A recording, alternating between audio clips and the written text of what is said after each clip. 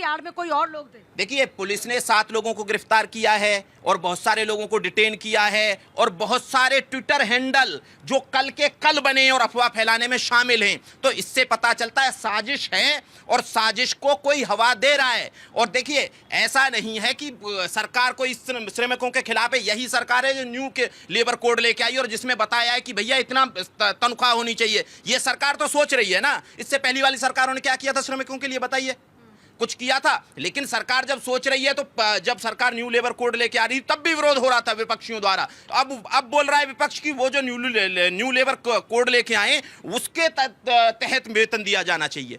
अब ये बोल रहे हैं, पहले आप उसी कोड का विरोध करते हैं, अब बोल रहे हैं कि उसी के तहत वेतन दिया जाना चाहिए। और सरकार मान रही है कि हाँ भाई दिया जाना चाहिए। सरकार तो लेके इसीलिए आई है ना कि श्रमिकों का भला करना है। लेकिन फिर जब आप अचानक से गाड़ियां जलाना शुरू कर देंगे, नोएडा जैसे शहर में जहां जो औद्योगिक क्षेत्र अफरा तफरी मचाना शुरू कर देंगे, तो जो लोग हैं नौकरी देने में भी आपको सोचेंगे आपके अधिकार हो सकते हैं। संजय जी, कौन है इस हिंसा के पीछे? नहीं, हिंसा तो देखिए कहीं भी हो, किसी भी मुद्दे पर हो, वो गलत है। देश में हिंसा नहीं होना चाहिए, गांधी का देश है। हम तो शांति प्रिय ढंग से बात सरकार के सामने रख सकते हैं और इसकी जांच होनी चाहिए और जांच का विषय है, पुलिस जांच कर रही आपको होगी। कोई सियासत की बू इसमें बू आती है कि नहीं? सियासत की बू मुझे उसमें नहीं आती है ना, हम खोजेंगे। हमें ये सियासत की बू आ रही है कि कहीं ऐसा तो नहीं, इस एंगल को देख करके कर्मचारियों का जो मेन जो इशू है, जो मुद्दे हैं, जो उनका हक है, कहीं उसे तो दबाने का प्रयास नहीं किया जा रहा है। रिजॉल्व कर दिया ना सर। दो चीज़ें हो रही है ना, एक तरफ तो आपने आरोप लगाया कि वो आगजनी करने वाले लोग कौन से हैं, वो जांच का विषय आप भी जानती हैं, वो पुलिस का काम है जांच करना है। लेकिन उसके जीवन में हम लाखों करोड़ों कर्मचारियों की बात करेंगे जो उनका जिस कारण से वो लोग सड़कों पर आए।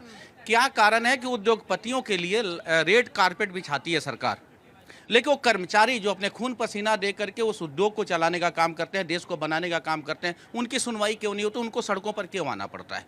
मेरा तो ये मानना होता है। तो मैं यही कह रहा हूँ कि सरकार यदि सिर्फ एक एंगल से देखेगी और उद्योगपति को देखेगी तो उद्योगपतियों से देश नहीं बना है। देश बनाने के नहीं, मैं इसलिए हंस रहा हूँ क्योंकि देखिए, जो शायद भाई साहब को नहीं पता हो, कानून पहले से थे। जो ऑर्डर करा गया है वो है उसको स्ट्रिक्टली इम्प्लीमेंट करने का, उसको लास्ट पर्सन तक ले जाने का। सर जो साथ में जर्नलिस्ट हैं वो बता देंगे, बात उसकी इम्प्लीमेंटेशन की है, लास्ट पर्सन तक की है। कि अगर पहले होता था आपको फिजिकली अपीयर होना पड़ता था इन लेबर कोड, अब आप अपने फ़ोन के थ्रू आप डाल सकते हैं। मुख्यमंत्री पोर्टल पे आप डाल सकते हैं, आप वेबसाइट पे जाकर के डाल सकते हैं, आप फ़ोन कर सकते हैं, आपकी कंप्लेंट रजिस्टर होगी। उसको इजीली पहुंचाने का है कानून। जो भाई साहब कह रहे हैं वो बिल्कुल ठीक है, लेकिन इम्प्लीमेंट करने का बीजेपी इसमें किस बात के लिए गिर रही है? उनने कहा हम चाह रहे हैं कि और स्ट्रिक्टली इम्प्लीमेंट हो, बस इतने समय। एक सेकंड, ये टेक्नोलॉजी की बात है। जब हम टेक्नोलॉजी में आगे बढ़ रहे हैं तो हम एक नए से नए प्रयोग कर रहे हैं और हम लेकर के जा रहे हैं। इसमें भारतीय जनता पार्टी का कोई योगदान नहीं है। हमारे देश में वैज्ञानिक बैठे हुए हैं, रिसर्चर्स बैठे हुए हैं, हमारे जो लोग बैठे हुए हैं, लेकिन उसका योगदान नहीं है। जो सरकार न्यू लेबर कोड लेके आई उसका योगदान नहीं है। जो श्रमिकों के लिए सोच रही है न्यू लेबर कोड लेके आ रही है उसका योगदान ही नहीं है। जो सोच रही है कि भाई इतना जो अनस्किल्ड है उसको इतना, सेमी स्किल्ड को इतना और फुली स्किल्ड को इतना वेतन मिलना चाहिए, सरकार इसकी बात कर रही है। वो सरकार सोच ही नहीं रही। भारतीय जनता पार्टी का कोई योगदान ही नहीं है। कैसी बात कर रहे हैं आप?